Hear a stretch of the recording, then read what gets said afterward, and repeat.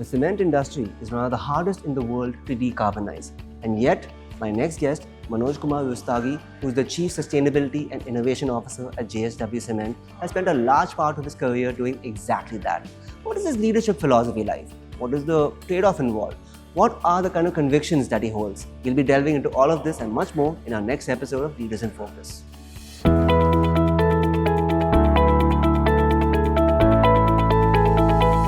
Hello viewers and welcome to another episode of Leaders in Focus. With me is Manoj Kumar Rustagi, the Chief Sustainability and Innovation Officer at JSW Cement. Mr. Rustagi, thank you for carving time out of your schedule to chat with us today. Yeah. So Mr. Rustagi, you've spent decades building a career in heavy industries where going green has not historically been a priority. What are the kind of shifts that you had to undergo as a leader to transition through all of it to navigate that entire industry? Yeah. So first of all, thank you for having me. So it's a very interesting story. I mean, the company I work in right now, there is a sustainability which is embedded into the business strategy and the business model itself. Yeah. But this interesting story I would like to state. So this happened, I think, around 6 years back, and we were in one of the annual business plan meetings, and we were deciding, the way forward for the company, reviewing the yearly performance and planning for the next year.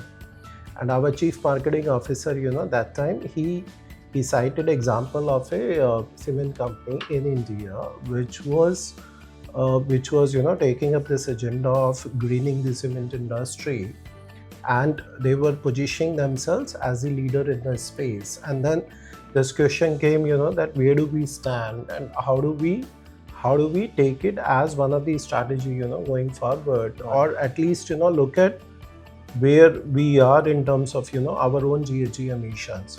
And that was the starting point.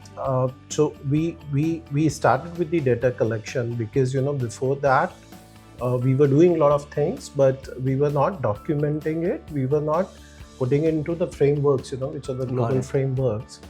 And then we started, looking at the data. And then it was the data collection exercise, which went on. And then we dig deeper and deeper, and then realized, where the company is positioned. And this was a learning exercise for me because, whatever we were doing, to put it into a framework of the sustainability and also into the framework of the ESG, which is for reporting, which we do in the corporate world. And I picked up. I related as an individual. I related to it, and then we said that it's not only ticking the boxes, but actually making a difference. Making an impact, and we were doing it. So we collected the data. We did the benchmarking. Then we went out and then we started talking about it, and that's the journey which has started. But it's been exciting, 5-6 years for me. I also could go back into the basics, what my own experience for the last, more than 30 years, and then relate it, how do we do the things, which is the right way of doing it, doing it in a manner which is aligning, to the long-term sustainability. Also ensuring that the company, because we are a fast-growing company, so it's to do with the sustainable development and the growth, which is aligned to the long-term sustainability. So, Mr. Rustagi, in your role, you also spearhead innovation. Talk to us a little bit about how you go about creating the kind of culture where creating something impressive is welcomed just as much as the failure when you fall short of doing so. Yeah, so it's not easy. It's definitely not easy because for many reasons. So one, the cement industry per se, it is hard to abate. There is not much which has happened in the last 20-30 years at the technology level. Right. The fundamental changes in terms of the process, the operations, and all that. We look at the problems slightly in a manner which is different. We look at the basics, we look at the fundamentals, solving a problem, and then creating maybe a bouquet of solutions or a portfolio of solutions, and then following it up with the research, with in-house our own capability. Okay. So last 5-6 years we have invested a lot of money into the research facility, which is home we have departmentally. We set up a world-class facility in Vijayanagar, one of our plants. Then we also started working and tapping into the talent, which is there with the IITs. So I started working with the top academic institutions. You're working with practically 7 or 8 IITs, as on date, for different solutions which are there. Mm-hmm. And these are basic, some of them very basic solutions, but they challenge the problem and make it sustainable. So solve the problem, sustainable also, profitable also, and they are scalable also. So we started looking, the lenses, which we wore.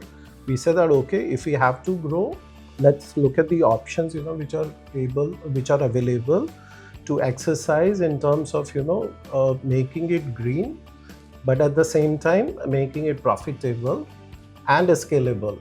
So these filters, when we applied and we look at the portfolio and we fail, it's not that we don't fail. But when you have a portfolio and you're looking at 5-10, so we get 2-3 successes, that's good enough, and supports the 8 or 9 failures, which happen. And the team also, they get motivated, once we have one success. So out of 10, even if we have one success, that itself is highly motivating, for the team to push the envelope. So talk to us a little bit about the kind of innovations that really jump out at you, that really impress you. So the many examples, but one of them I would say that the last year or the year before, there was a call, from Department of Science and Technology, okay, which is part of Government of India.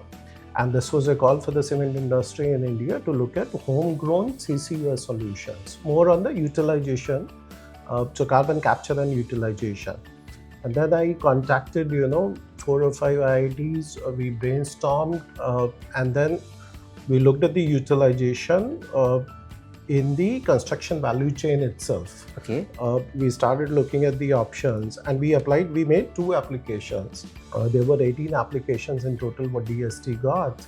Out of them, they selected only 5, and the minister, finally awarded these 5 projects, for piloting. And out of the 5 test beds, 2 applications which we made, both of them, they got selected. We were the only cement company actually which got 2 projects out of the 5 projects. 3 other projects, went to the 3 other cement companies. But this is also, the collaboration, the academia industry collaboration, which is there. And there is so much of the talent, which is there in India. It's just that, you need to collaborate, and then at the same time, make sure we stick to the fundamentals. We are talking about all of these innovative practices, these solutions. From your perspective, I'm sure the corporate goals, emission targets, these will keep on evolving over time. But if I had to speak with your team or your peers or anybody who's come across Manoj Kumar Rustagi, how would they remember him in human terms? What would you think your legacy is? I don't want to be remembered, to be very frank. I think today in the age we are living, people are remembered for all the wrong reasons rather than the right reasons.